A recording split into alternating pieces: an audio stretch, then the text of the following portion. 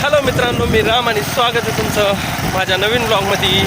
खूपच दिवसानंतर ब्लॉग यायला आहे. तर आज मी निघालो आहे शेताकडं, कारण आज आहे पोळा आणि पोळ्याचं सगळ्या देवांना आपल्या गावातल्या नारळ वगैरे फोडून त्यांची कृपा आशीर्वाद घेतो, अशीच कृपा राहू दे म्हणतो.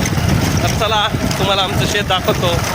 जातानाच रस्त्याने बैलजोड्या रंगवलेल्या दिसत होत्या.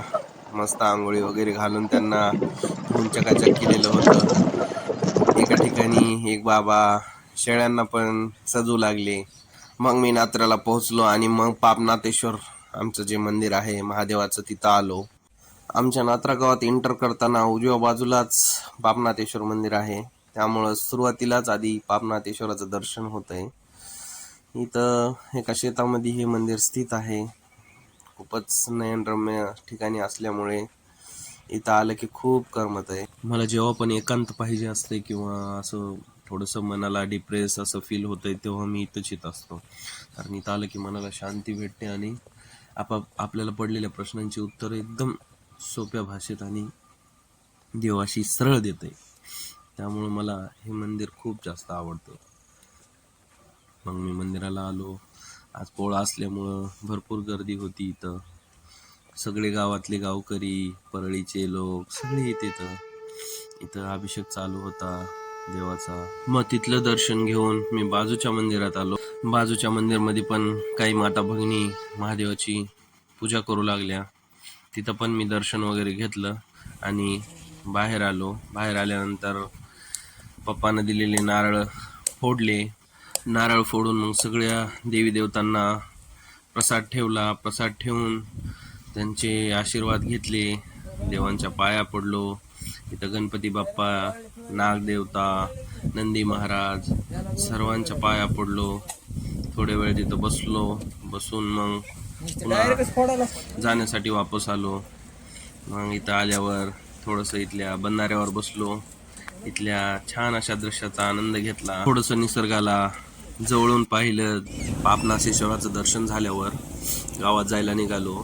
तर मग आपल्या नात्रेच्या पुलावर येऊन थांबलो आणि ह्या सुंदर अशा दृश्याचा आनंद घेऊ लागलो. मित्रांनो, निसर्गाशी खरंच जुळायचंय तर आपल्या गावातच यावं लागतं. आपल्या गावात येऊन निसर्गाशी जेवढं जास्त आपण जुळल्या जातो ना, तेवढं मला तर वाटत नाही की आपण कुठं दुसरीकडे जाऊन जुळल्या जातो. मग ह्या आमच्या पुलावरून आमच्या ह्या वान नदीचा पूर्ण नजारा बघू लागलो. मग त्यानंतर आमचे जे दादा आहेत शेतातले, त्यांच्याकडे आलो. त्यांच्याकडे आल्यानंतर गाडी लावली बाहेर आणि गाडी लावून मग घरामध्ये आलो. दादा खूप खुश झाली मी आल्यावर. मग सगळे घरातले बोलू लागले आम्हाला, खूप छान आहेत सगळे, खूप जीव लावतेत.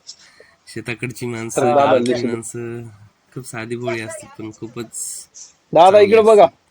त्यानंतर मग दादाला भेटलो. दादाला भेटल्यानंतर त्यांच्यासोबत थोड्या गप्पा केल्या. त्यानंतर मग माझा फेवरेट काळा चहा पिला.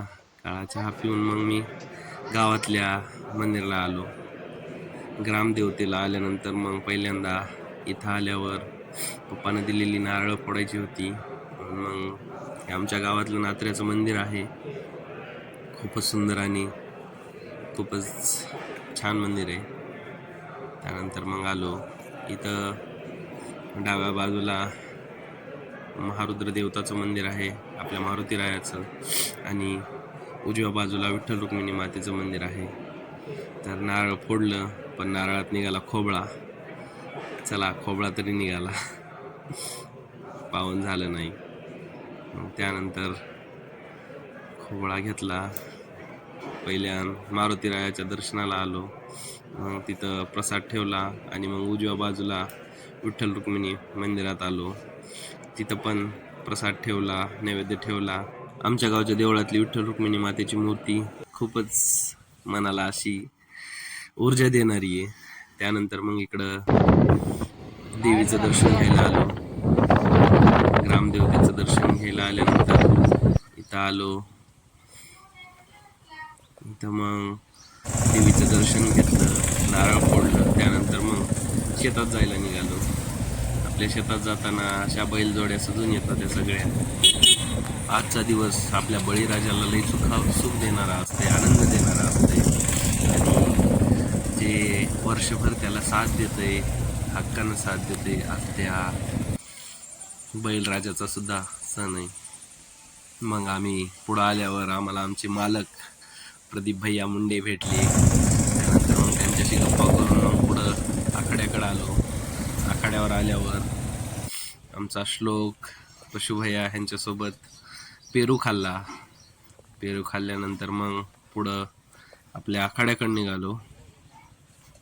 खाली काही गेलो नाही, वरूनच बघितलं गवत वगैरे सगळं वाढलेलं होतं. लक्षच नाही, गेलोच नाहीत लई दिवसानं. मग आपल्या बैलजोडीला बघितलं, आपली बैलजोडी सजून वगैरे निघाली होती शेताकडं. हे बघा कशा बैलजोड्या सजलेल्या आहेत आमच्या. मग आपल्या गावातल्या आणि आमच्या पुजाऱ्यांच्या सर्व बैलजोड्या देवळाकडे निघाल्या. मग मी एका ठिकाणी गाडी लावली, बाबू काकाला भेटलो.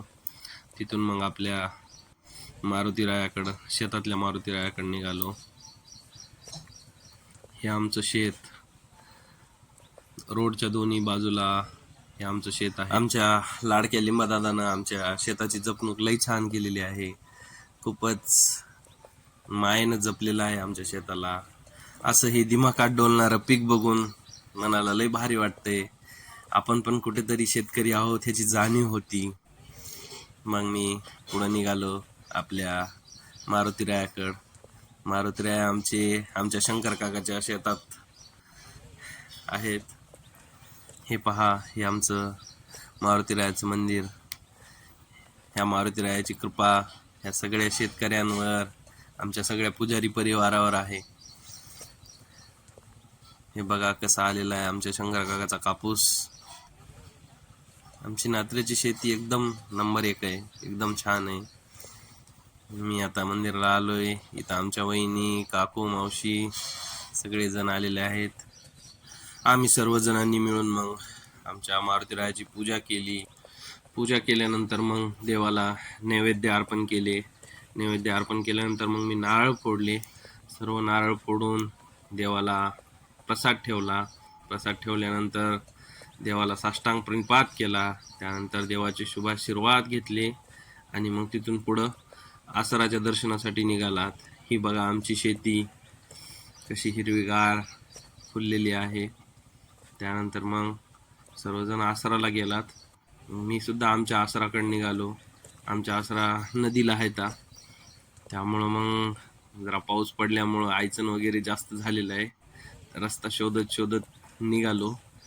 फायनली रस्ता शोधत निघाल्यानंतर आमच्या नदीला येऊन पोचलो. नदीला आल्यानंतर एवढी मेहनत घेऊन हे दृश्य बघा. हे दृश्य बघायला आलो इकडं मी. आणि आमच्या आसरा देवताला नारळ फोडलं, नदीला नारळ अर्पण केलं. तिथून मग दादाकडे आलो. इथं प्रदीप भाऊ, दादा सर्वजण मिळून आमच्या बैलांना सजू लागले. आमचे बैल सगळे सजू लागले. त्यानंतर मग दादानं त्यांना फुगे पण आणले.